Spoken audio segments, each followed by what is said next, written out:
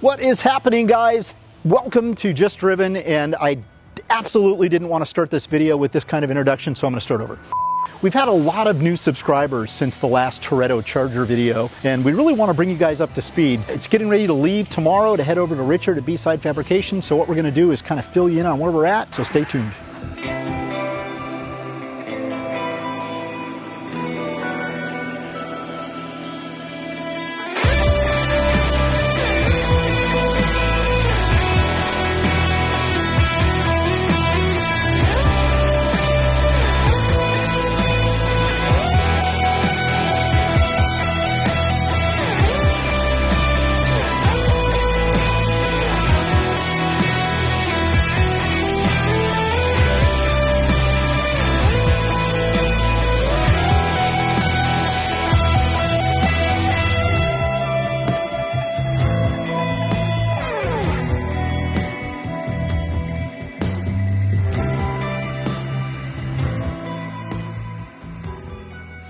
Alright, so just to give some context of what's going on over here, getting the fuel lines and all that stuff plumbed in, we went and picked up the radiator from a shop locally in Orange. We usually tend to modify that for what we need, and here's Q-tip installing the fuel lines. Yeah, we went ahead and ordered the same radiator that's on the Roadrunner here. It is not powder coated in black yet, but that's the base of the radiator that is going in the Charger. We're gonna go ahead and mount up the supercharger and see where the fans will line up with the radiator setup. We won't be able to run those two deep fans that we ran on the Roadrunner just because it's too much depth and the supercharger pulley protrudes out too far forward to allow us to do that. When we get that supercharger back up in there, we'll touch base. I'm a Mopar guy.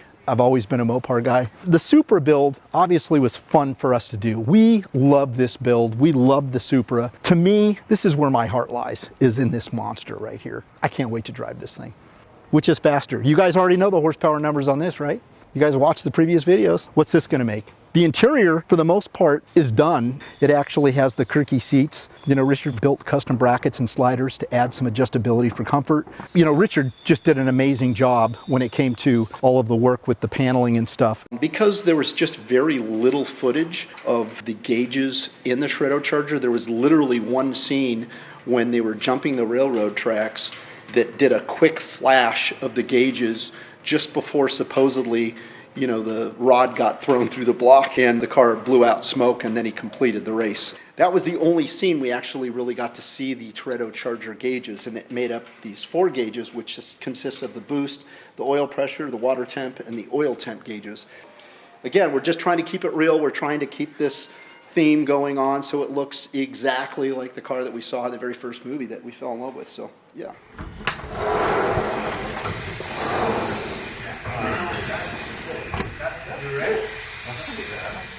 Shifting gears with low-key customs. Okay, right there, now you can go like that and then put it in park.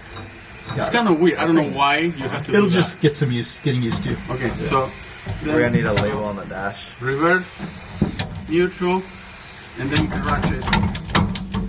So you know, first gear right there, and then you can ratchet back. Second, third, and then that's drive, right? When you're drag racing, then you go and then you don't look at it. And I just worry you throw it in reverse by mistake. You can, because reverse is this pull. one. Reverse is this one. You have to go back and then pull and then reverse. Okay, and what about park? Same thing? Same thing. Okay.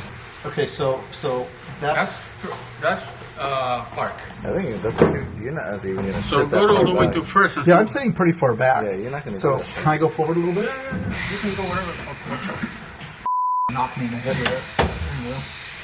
Okay, and you know what? It sucks that I'm sitting so low. You're low. I need to sit on something. You can take the steering wheel off. Okay. That's a little better. Yeah. Yeah, that's more normal. Okay. So that's Okay, so that's park. Yeah, that's park. Yeah. Okay. So you press it and then go down. Yeah. So that's your elbow is kind of far, you know? Okay, so that's all. Wait. That's first. So that's first. That's That's as low as it's going to go. Yeah. Yeah, that's fine. That's fine. I'm probably going to be a little higher than this. I'm going to put a bigger pad on this. I'm probably going to be about No, we're gonna space the seat. like right here. So yeah, I think that's good. And then that's all the way down still, right? Yeah. Yeah, so I mean, if someone's short, like Alex, who's driving this, that would still be okay. Adrian spent a lot of time keeping the wiring loom tight and clean. All the AC and plumbing has been done. The compressor has been mounted in the fender well. It's out of sight. We built it so it's got easy access if necessary. The heat and plumbing has been completely done. All hoses have been routed in their shortest path and neatly tucked away. The engine harness and ignition done as well. The fuel system has also been completely done. And man, is it worth it. Look at how clean this engine bay looks. I'm in love with it. And look at this blower. I mean, I got to show off this linkage that Adrian built. This is all custom linkage. Bear in mind, we're going to install a hood on this thing, and we're going to have to do a cutaway to make provisions for this linkage. But we're so excited about how this is coming out. The only reason why there's no radiator in it right now is that's one more thing that Richard over at B-Side Fabrication has to do.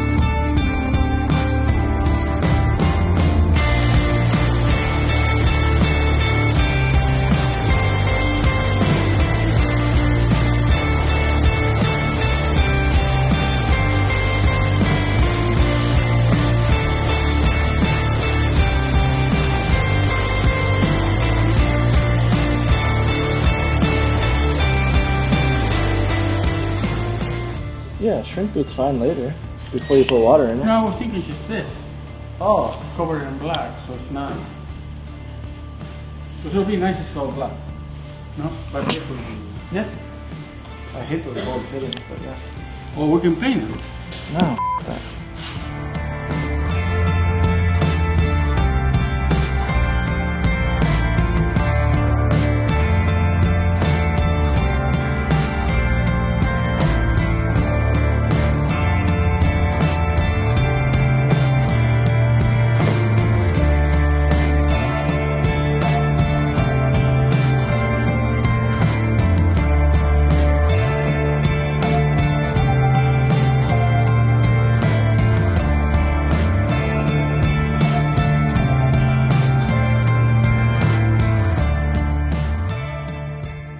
For now, I know there's a lot more to do on this. Hopefully in the next video, you'll see this thing running and driving. Thank you to all you new subscribers out there. We really appreciate the support. Thanks for watching. Don't forget to like, comment, and subscribe. We'll see you on the next one.